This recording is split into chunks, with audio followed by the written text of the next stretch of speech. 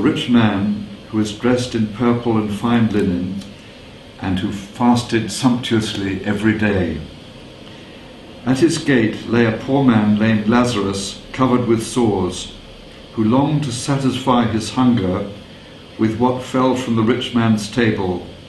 Even the dogs would come and lick his sores. The poor man died and was carried away by the angels to be with Abraham. The rich man also died and was buried. In Hades, where he was being tormented, he looked up and saw Abraham far away with Lazarus by his side. He called out, "Father Abraham, have mercy on me, and send Lazarus to dip the tip of his finger in water and cool my tongue, for I am in agony in these flames." But Abraham said, "Child, remember that during your lifetime you received your good things, and Lazarus in like manner evil things. But now he is comforted here, and you are in agony. Besides all this, betwixt you and us is a great chasm fixed, so that those who might want to pass from here to you cannot do so, and no one can cross from there to us."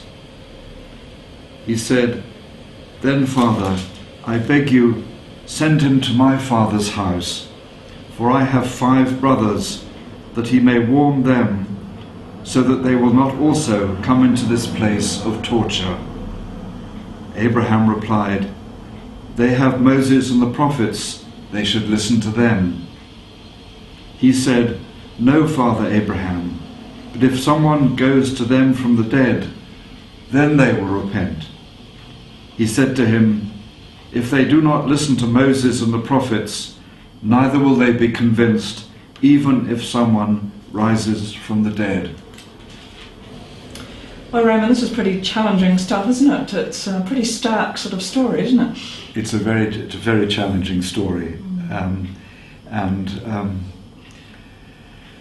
it's hard to know where to begin with it, but because there's so much in it. But whereas often in Jesus' sayings the emphasis is on forgiveness, I think here it's different.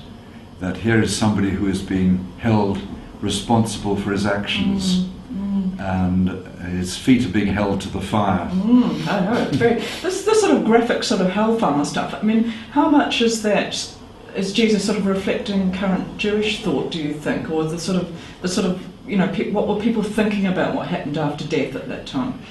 It could well be so that they thought in what's called an apocalyptic framework, where there is this sort of rigid rewards and punishment scheme that kicks in at the end of time. Yes. And this parable is about the end of time, when there's a big reckoning. Yeah, certainly strong stuff. I mean, and very, graphically drawn characters. You know, this rich man sort of going up the gate with his great sort of, triumphal procession and feasting lavishly every day, and then poor old Lazarus, the sort of beggar at the gate. And the dogs licking at his sores. But I guess the reality is, there's probably plenty of parts of our world and even our city where it's not too different, is it?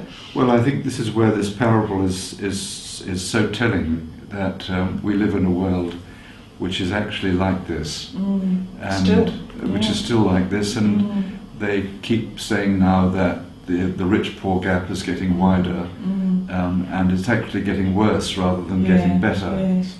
There's an interesting book, I know a number of people have been talking about at the moment, called The Spirit Level, these sort of spirit level things that builders use, and this whole thing about the gap, and I think in New Zealand too, the gap growing between the rich and the poor, and sociologists, people who do this sort of thing, have worked out that societies like ours and others with big gaps between the rich and the poor actually have much less social cohesion and social stability and all sorts of, I think, social indicators and markers. And in some ways that's not surprising, is it?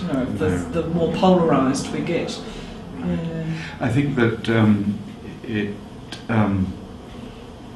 is actually saying more than that. That if if you have a social situation either in a country or in the world which has these very wide gaps, you have an inherently unstable situation, and that one day there will be hell to pay. Yeah, well, this is what this is saying. Yeah, and that's the real challenge of it, because one of the things that I really notice in this is that the rich man, Dives, I think he's called in the Latin sort of version of it. Well, he doesn't even see this beggar, and yet, and even in the way the story's cast.